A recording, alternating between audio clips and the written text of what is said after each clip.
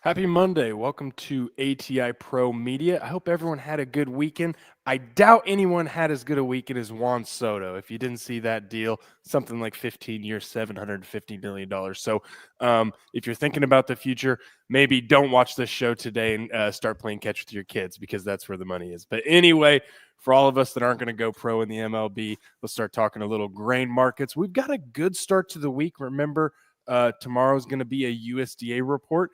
Last week, we saw commitment of traders be released. Interesting when we put them all together, looking at the corn, soybean, wheat position, right? It kind of correlates with previous years, but corn is definitely the rising star. On the negative end, we've got John Deere announcing yet again some more layoffs. And then also, I think Brady needs to talk a little bit about bird flu and update us there. So with that, Brady, hop on in. Let's get the week started. All right, it's Monday, and we're off to a hot start this week. Let's dive in and check out where your markets are at here Monday morning. Corn, March corn's up a penny and a quarter, 441. Beans are up 5.5 at testing that $10 level, 9.99.5. Maybe we'll break through it again here this morning. Chicago wheat's up a nickel, KC wheat's up a nickel. Feeder cattle up $1.20, live cattle up 50 cents. Lean hogs, they're a little red, down a quarter to 50 points. Over at your energy market, we got crude up $1.20, diesel up a nickel. Nat gas keeping on the volatility trend, up 11 cents on nat gas. Over at equities, we got the Dow up 7 cents, the S&P down 5, the Nasdaq down 26, Bitcoin hanging on to 100,000, but down 1,200 points here this morning. So let's dive into these headlines, talk about what we got going on here today, Connor. Yeah, let's do it. Let's hit it real quick. So first one, we'll go with the positive news first. I don't know if it's positive, but it is news versus starting with layoffs. But commitment of traders Friday. So what we saw is we saw the, here, let's pull up this chart. I think that'll tell the story. It's because looking at just aggregate positions, right now, I think the story is going to be overall bearishness, right? It correlates with previous years. This is a busy chart, but looking at black line is where we're at this year. Right? Very similar when we're looking at previous years, right? 2018, 2019, 2023. One thing that concerns me is that, going forward into December, January, we can see a little bit of a departure, right? Some years went up, some years went down. But I think that's the story, right? It seems like we have this overall bearish tone, and maybe we do in wheat, soybeans. But overall, we're pretty much in line with previous years. But corn is definitely the leader there. Here, I'll give you some facts here.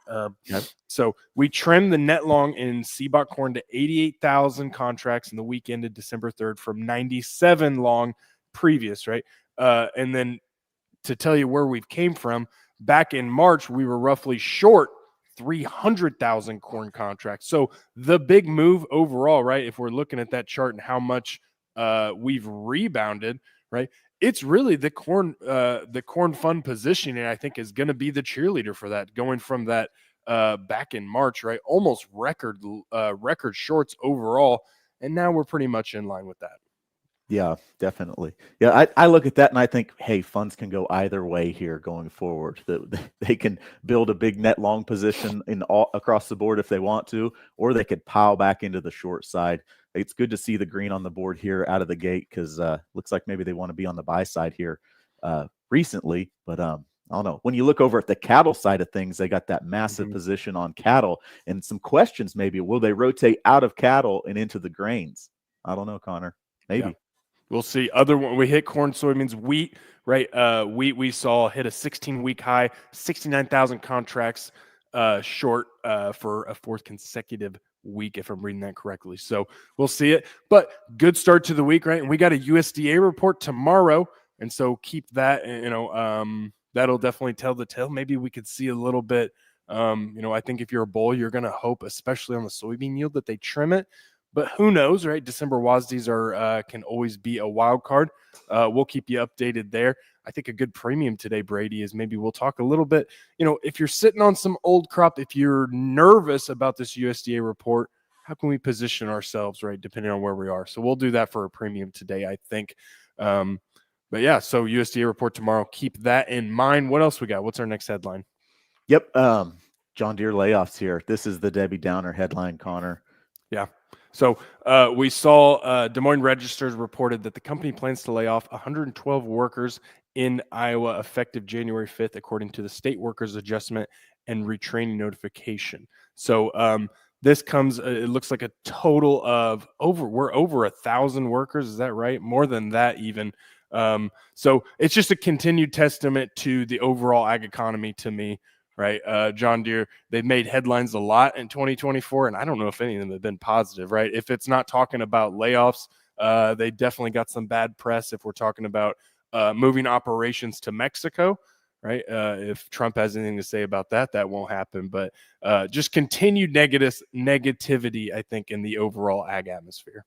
Yep. Well, when you're barely hanging on to $4 corn and $10 beans in this economy where you've got inputs where they're at, you're not going to be buying a whole lot of new shiny paint in that type of environment. But we'll see going down the road. Cargill, Tyson, John Deere. You hate seeing these things pop up each week, and hope that it. But it's a tell for the times here in ag right now and how much money farmers are making. So, Right. yeah. Next, jump into the next headline here. Let's keep doing it. All right. This was a big one Friday. We had the bird flu. USDA announced nationwide milk testing for HPAI. Contradictory type of headline. I hate talking about this stuff. I know you do.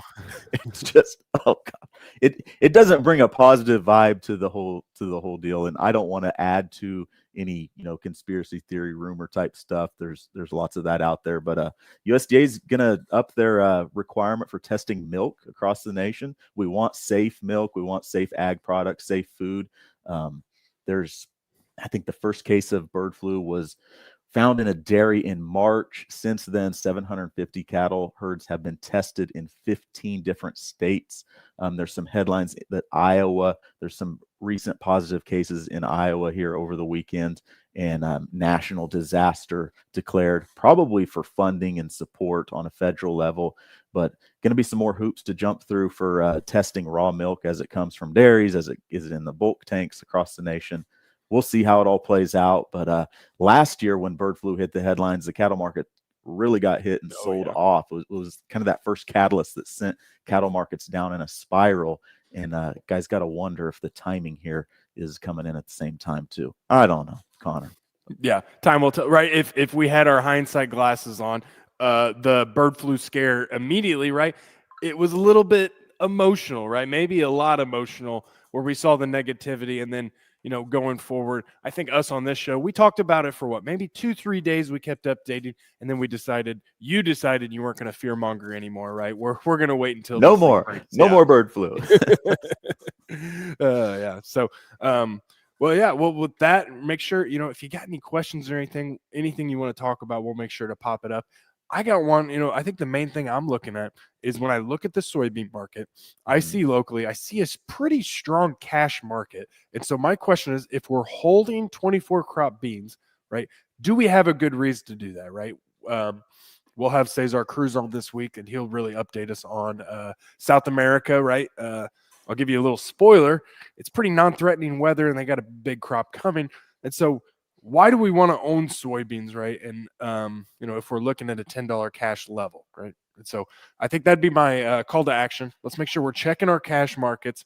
Should we be moving soybeans? At least getting them hedged and going from there. Good stuff. Yeah, I like it. Those are the things that I think farmers and producers are looking at right now this time of year. It's marketing season.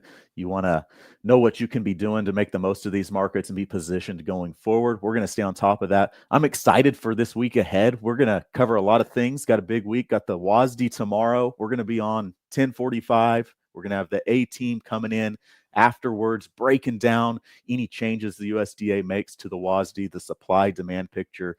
We'll see what they do domestically. We'll see what they do on a global scale.